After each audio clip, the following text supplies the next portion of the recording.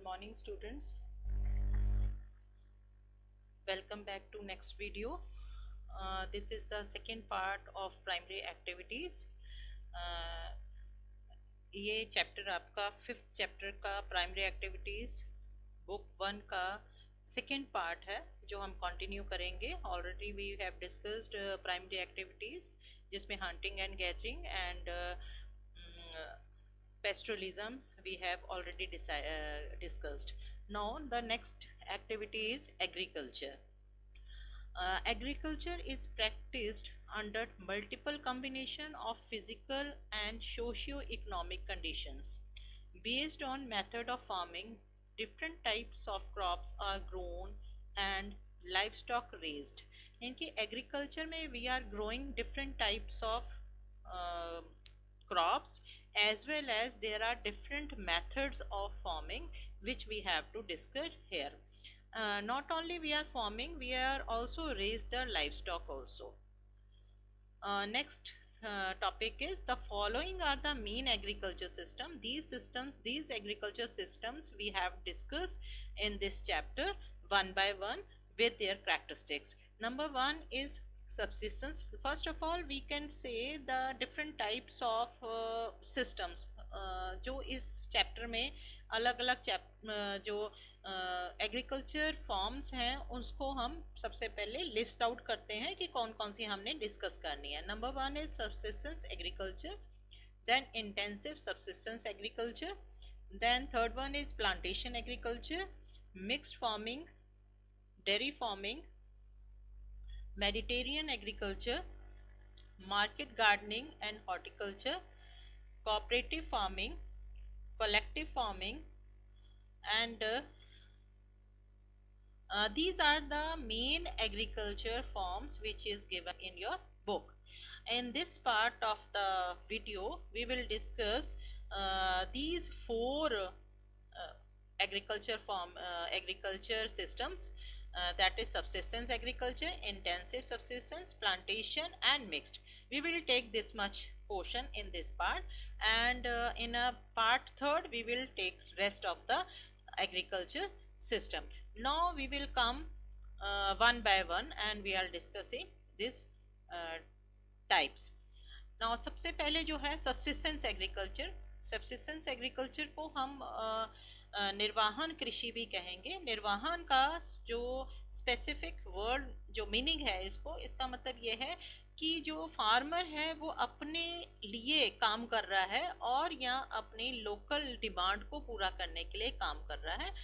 वो कमर्शलाइज्ड नहीं है क्योंकि इतनी ज़्यादा वहाँ पर पॉपुलेशन है कि वो सारा जितना भी वो प्रोडक्शन कर रहा है that all consumed in a local area. Subsistence agriculture is one in which the farming areas consume all, है ना.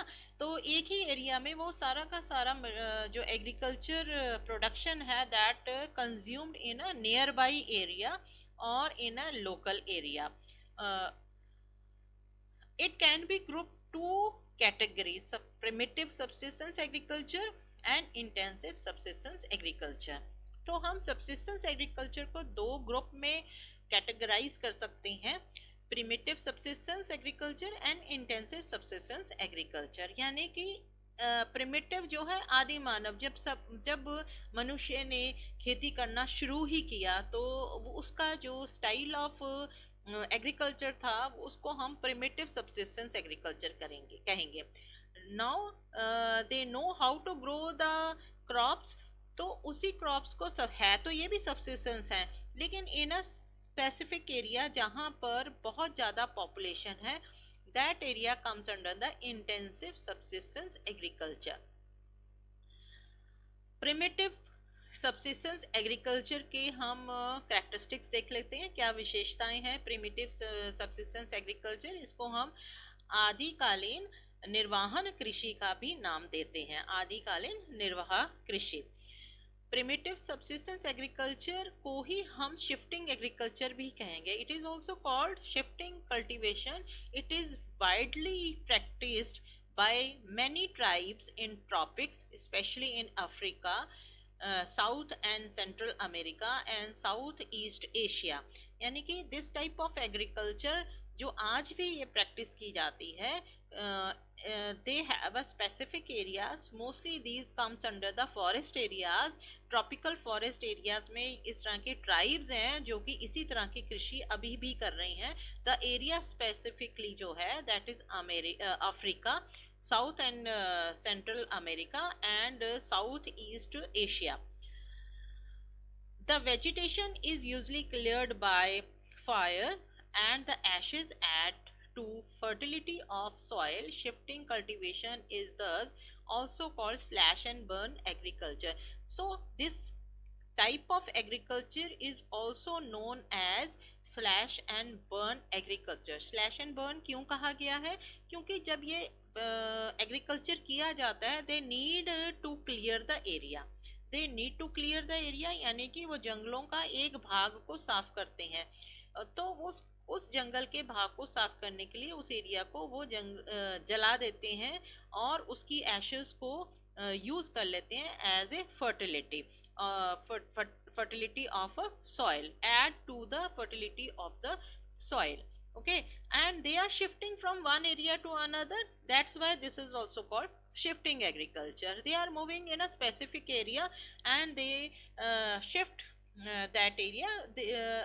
कुछ समय के लिए वो एक एरिया में कल्टीवेशन करते हैं, जब फर्टिलिटी लूज हो जाती है then they shift to another area, again same process, area को साफ करेंगे by fire and cultivate for 3 or 4 or 5 years, and after that they again shift to new area, so that they are moving in a specific area. That's why this is also called shifting agriculture या shifting cultivation. So the primitive subsistence agriculture, you know, there are three names: primitive subsistence agriculture, another is shifting cultivation, and another is slash and burn agriculture. And this type of agriculture have some local names also. This cultivated patch are very small and cultivation is done by very primitive tools such as sticks and hoes. तो इसकी characteristics, another characteristics क्या है कि ये cultivation land बहुत small होती है, छोटे छोटे खेत होते हैं और most of the work is done by the tools. These tools are very simple and primitive tools, and it can be sticks or hoes. One of the major problem of shifting agriculture या cultivation is that the cycle of jhum becomes less and less due to loss of fertility in different parcels. अब यहाँ पर there are so many problems. अगर हम आज के समय में देखें तो shifting agriculture, we are not encouraging the people to go to the shifting agriculture because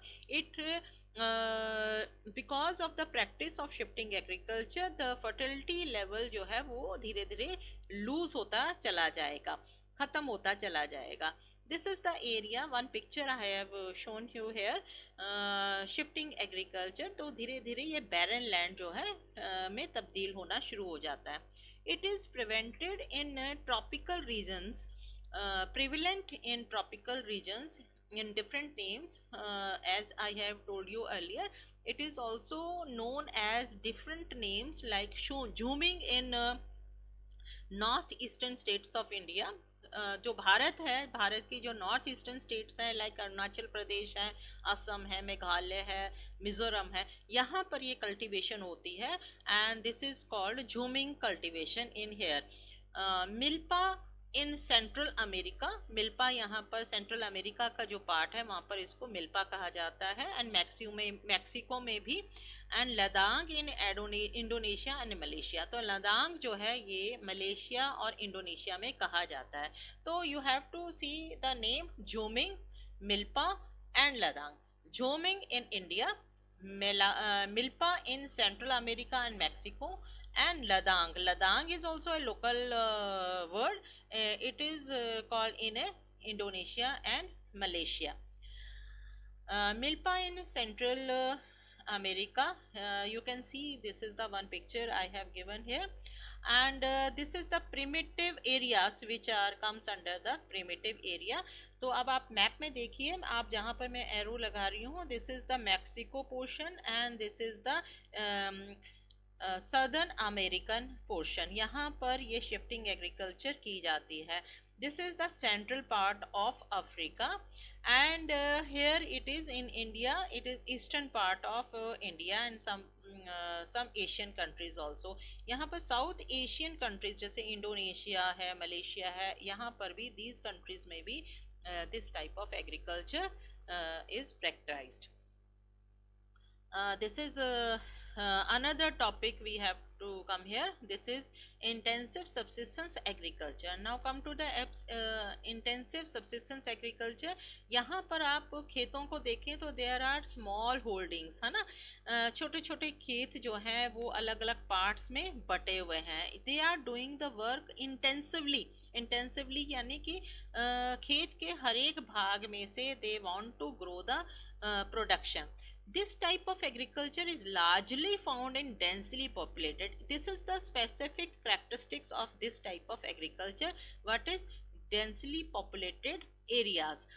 और ये डेंसली पॉपुलेटेड एरियाज कौन से हैं? Monsoon Asia. मानसून एशिया में चाइना भी है, पाकिस्तान भी है, बांग्लादेश भी है, Myanmar, India, Nepal, Indonesia, Sri Lanka, all these countries comes under the this Asian countries, and these all are densely populated. There are two types of intensive subsistence. अब again subsistence जो intensive subsistence है वो दो parts में divide होएगी.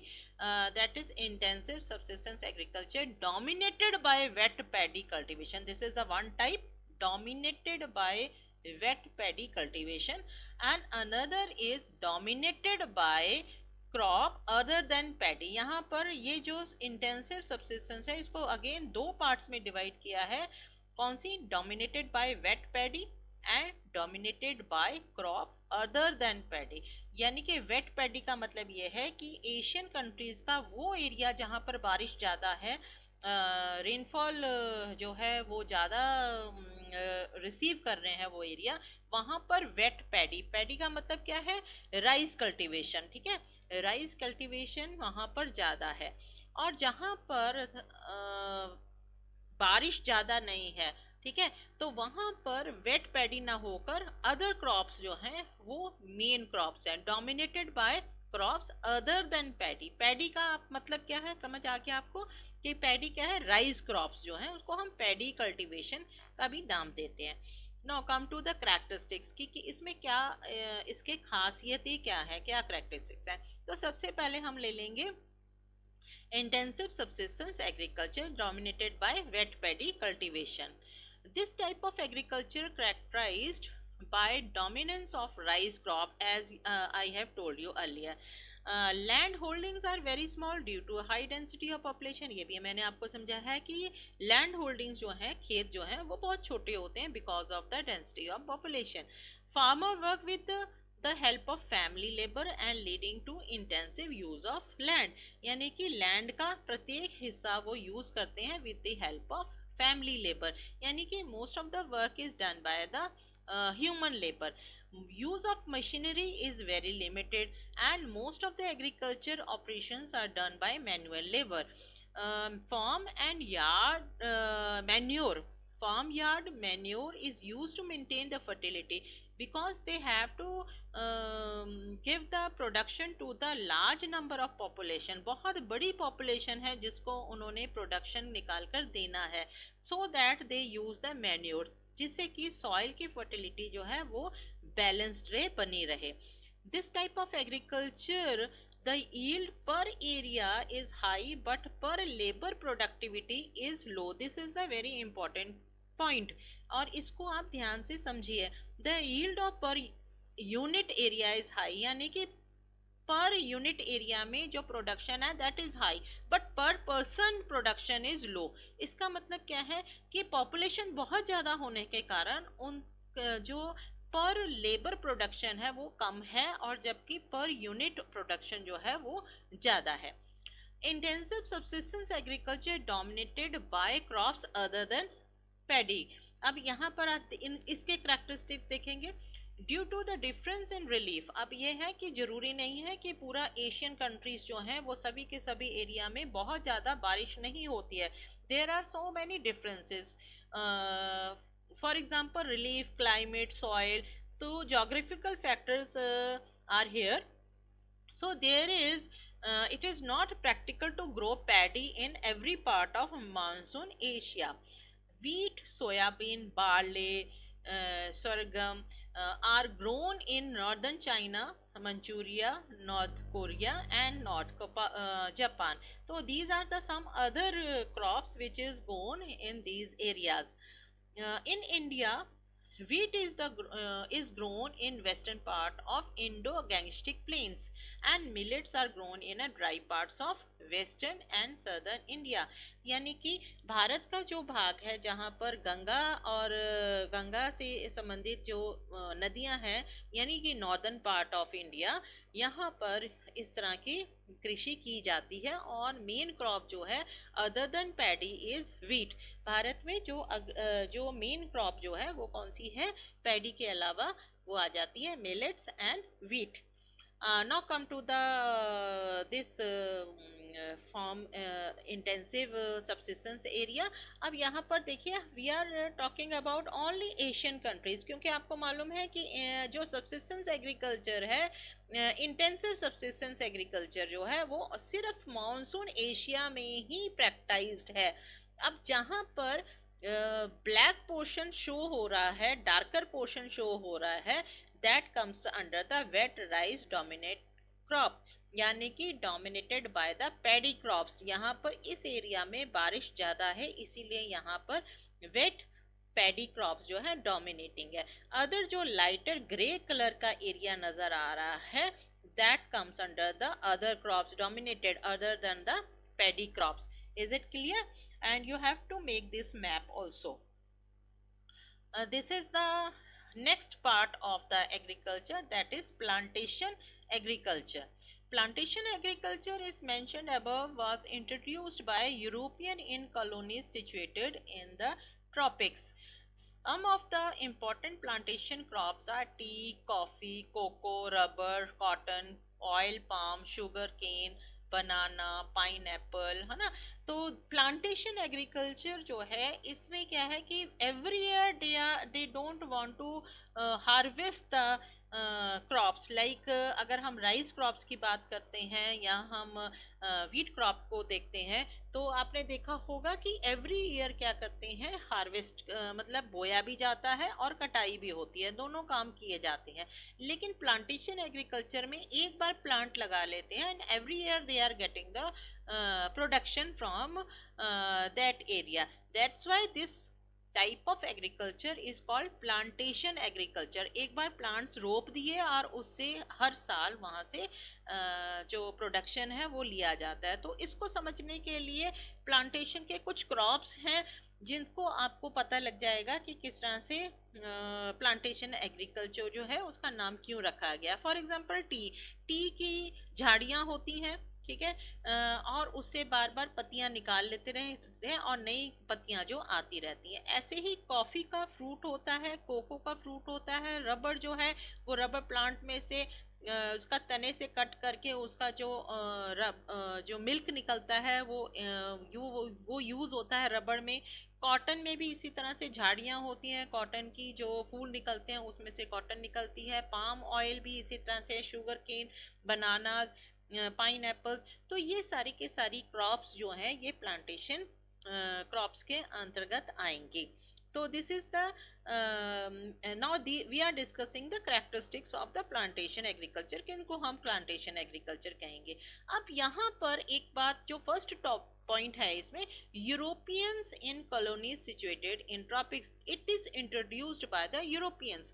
Yes, it is right कि at the time of colonial period, जब भारत या भारत के साथ जो भी एशियन कंट्रीज थी वो ब्रिटिशर्स के अंडर थे या डच के अंडर थे, यानी कि यूरोपियन जो लोग यहाँ पर आए हुए थे, उन्होंने अपनी कॉलोनीज बनाई हुई थी.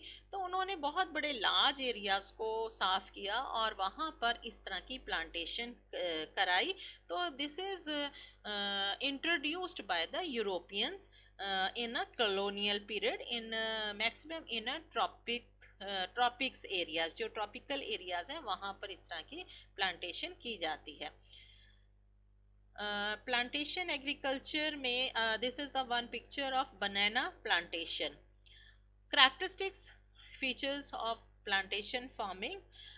The characteristics first, जो characteristics है that is a this is a very large estate और plantation. एक बहुत बड़ा बागान होता है, बाग होता है जिसमें ये जो फार्मिंग है वो की जाती है. लार्ज कैपिटल इन्वेस्टमेंट, बहुत बड़ा एरिया चाहिए, बहुत बड़ी लैंड चाहिए, बहुत सारे लेबर इज रिक्वायर्ड. तो उसके लिए इसके लिए है this is called capital investment. Large amount of capital investment is required. Managerial and technical support, तो उसको मैनेज करने के लिए मैनेजर चाहिए, टेक्निकल सपोर्ट चाहिए ताकि वहीं से ही प्रोडक्शन जो है वो एक्सपोर्ट किया जाए. All the scientific methods are used in this cultivation. Mostly they are doing single crop specialization. एक ही तरह की क्रॉप लगाई जाती है. अगर टी गार्डन है तो टी गार्डन्स ही होंगे, वहाँ पर टी ही लगाएगी. अगर कॉफ़ी है तो कॉफ़ी ही है, अगर बनाना है तो बनाना ही है. तो it means single crop specialization है. दे नीड चीप लेबर, यानी कि सस्ती लेबर चाहिए, because they want to they work like a factory. सुबेरे से शुरू होकर शाम तक वो काम करते हैं. And their labour huts are also near the plantation agriculture area. Good system of transportation is required because they want they produce all the things for the export reason, for the commercial reason, so they need a very good type of transportation. And these states are just like factories, and they want to be send their product to market, and they want to export the things to different world also. The French established, अब सब examples आ गए. The French established cocoa and coffee plantation in West Africa. The Britishers जो हैं they established the tea gardens in India and Sri Lanka, rubber gardens in Malaysia, sugar cane and banana plantation in West Indies. These are the some examples. Spanish and Americans invested heavily in coconut and sugarcane plantation in Philippines. The Dutch, one of the monopoly over sugarcane plantation in Indonesia. Some coffee fazendas, large plantation in Brazil are still managed by the European. तो Brazil जो है that is the world biggest producer of coffee, and they have a very large areas, and these estates are called fazendas. Extensive commercial grain cultivation. Now this is the next type of agriculture. What is this? Extensive commercial grain cultivation. अब extensive commercial का आप इसके heading से ही आप समझ जाइए कि यहाँ पर जो भी ग्रेन का उत्पादन किया जा रहा है that is for the commercial purpose, for the export purpose. Commercial grain cultivation is practiced in the interior parts of semi-arid lands or mid-latitudes. Wheat is the principal crop, though other crops are also practiced here, that is corn, barley, oats, rye, etc. The size of the farm is very large. Therefore, entire operation of cultivation from plowing to harvesting are mechanized. अब यहाँ पर एक comparison मैं आपको बताना चाहूँगी. Intensive subsistence agriculture में हमने क्या देखा था कि crop size is very less, यानी कि बहुत स्मॉल होल्डिंग्स थी, खेतों के साइज बहुत छोटे थे. लेकिन एक्सटेंसिव उससे उल्टी करेक्टरिस्टिक्स आ जाएंगे. यहाँ पर जो फार्म साइज है that is very large, and each and every work is done by the technology, by the machinery also. जैसे कि हम इंटेंसिव में हमने पढ़ा था कि all the work done by the human labour, लेकिन यहाँ पर बहुत बड़े खेत हैं, कई थाउजेंड्स हेक्टेयर बड़े खेत होते हैं. तो ईच एंड एवरीथिंग जो कल्टीवेशन का सारा काम है जो है वो मैकेनाइज्ड होता है, साइंटिफिक होता है. और यहाँ पर जो मेन क्रॉप है वो कौन सी है? वीट है. और अदर देन वीट जो है दैट इज कॉर्न यानी कि मक्का जिसे कहते हैं, barley, oats, rye, etcetera. There is low yield per acre but high yield per person. अब यहाँ पर फिर मैं दोबारा आपको इंटेंसिव सब्सिस्टेंस की तरफ याद दिलाना चाहूंगी, जहां पर मैंने बोला था कि पर यूनिट एरिया जो है the production is high but पर पर्सन इज लो। अब यहाँ पर देखिए कि यहाँ पर yield पर acre area they have a low production but per person is high। इसका मतलब क्या है, इंटेंसिव में पॉपुलेशन प्रेशर इज मोर, वहां पर डेंसली पॉपुलेटेड एरिया है, whereas in these areas population जो है that is very less, sparsely populated areas हैं, इसलिए पर हेक्टर तो यहाँ पर सारा का सारा काम मशीनरी से हो रहा है, तो intensively they are not caring the specific areas. ठीक है, तो इसलिए यहाँ पर हेक्टेयर जो है, पर एकड़ जो है वो प्रोडक्शन जो है वो लो है, वेयर एज पॉपुलेशन बहुत कम होने के कारण पर हाई यील्ड पर पर्सन जो है वो हाई है। This type of agriculture is best developed in Eurasian steppes. अब यहाँ पर जितनी भी जो ग्रास लैंड्स हैं हमारी, वो सारी की सारी ग्रास लैंड्स में हमको इस तरह की जो एक्सटेंसिव कमर्शियल ग्रेन कल्टीवेशन है वो देखने को मिलती हैं, एंड दीज आर यूरेशिया में स्टेपीज है, the area of steppes, Canadian में एंड अमेरिका में प्रेरी एरियाज हैं, pampas of Argentina, veld in southern Africa, Australia में डाउन्स हैं, एंड कैंटरबरी प्लेन्स में न्यूजीलैंड जो है यहाँ पर है। मैकेनाइज्ड फार्मिंग है ये, जैसे कि यहाँ पर देखिए कि पूरा काम जो है all the thing is done by the big machineries, mechanism है सारा का सारा इसमें आ रहा है। अब एरियाज को देख लेते हैं, तो ये सारे ग्रास लैंड्स हैं। अब यहाँ पर देखिए जो आपको ग्रे कलर के पैचेस बीच बीच में नजर आ रहे हैं, ये आपका एरिया जो है ये किसके अंडर है, कमर्शियल ग्रेन फार्मिंग में। अब यहाँ पर नॉर्थ अमेरिका में देखिए, अब ये जब आप मैप बनाएंगे ये वाला मैप, तो यहाँ पर आपने यहाँ लिखना है this is the prairie grassland, this is the Argentina part of pampas, and this is the steppes of central part of Asia and Europe, and this is the veld of South America, and this is the downs of Australia. ठीक है, तो ये आपने यहाँ पर mark करना है कि यहाँ पर ये पार्ट्स हैं for the extensive commercial grain farming.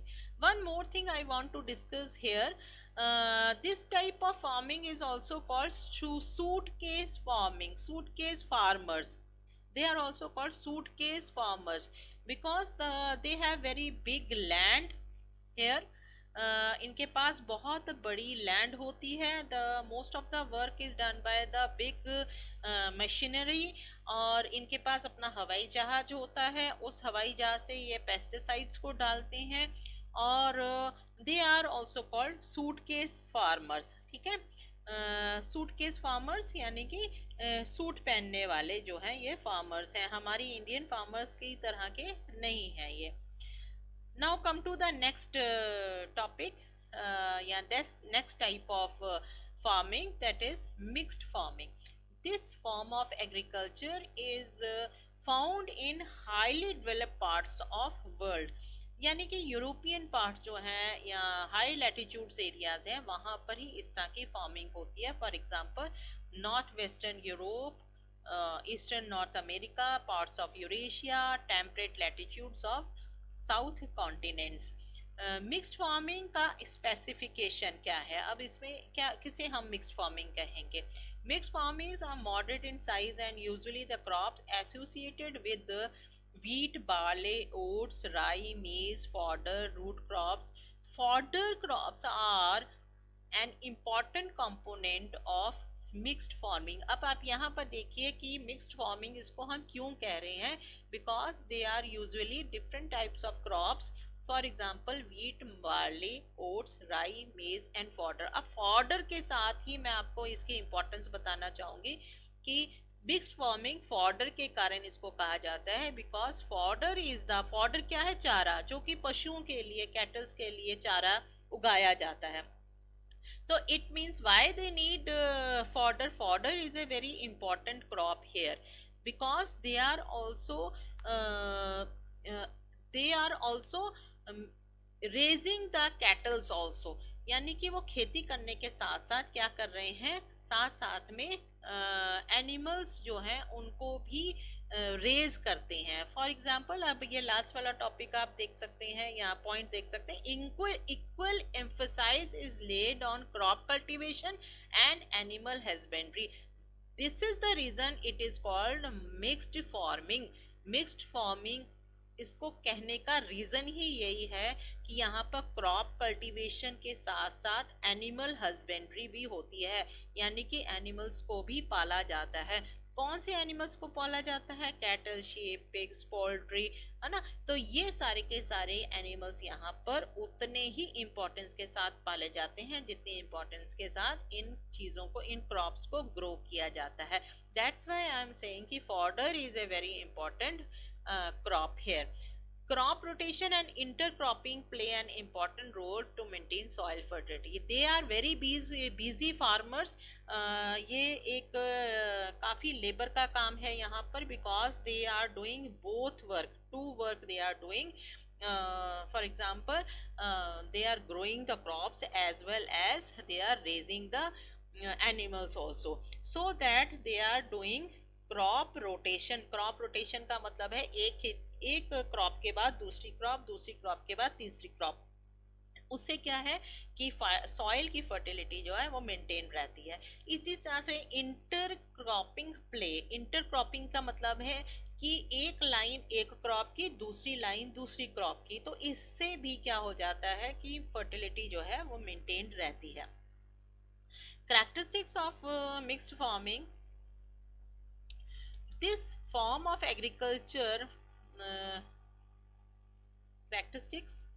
Mixed farming is characterized by high capital expenditure and farm machinery and building, extensive use of chemical fertilizers and green manures. बहुत ज़्यादा यहाँ पर chemical fertilizers का use होता है और साथ साथ वो green manures का भी use करते हैं. skilled labor चाहिए, expertise ऑफ द फार्मर्स, क्योंकि आपको मालूम है कि यहाँ पर ये क्रॉप्स भी लगाना है और पशुओं का भी इन्होंने रेज करना है. क्रॉप रोटेशन, जैसे आपको पहले ही बताया, crop rotation and intercropping is main characteristics of this type of agriculture.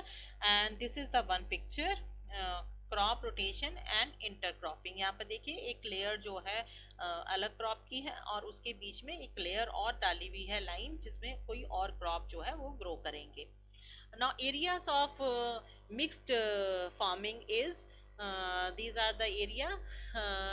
Central part of Europe, ठीक है, यहाँ पर सदर्न पार्ट ऑफ अफ्रीका है, यहाँ पर सेंट्रल अटलांटिक अर्जेंटीना, और this is eastern part of some eastern part of Northern America and some western part of North America, and this is Mexico.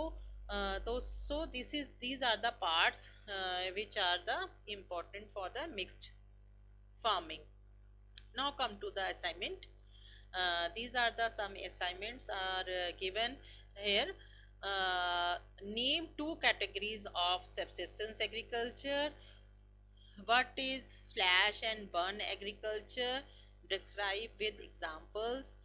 Give characteristics and intensive agriculture. Discuss important characteristics of plantation agriculture and name new important few important plantation crops. Describe extensive commercial cultivation and mixed farming with example. And this is the map based work. Show the following areas on the map: areas of primitive subsistence agriculture, area of intensive subsistence agriculture, area of extensive commercial agriculture. So this is the work done for you, and hope you understand the lesson. Thank you so much.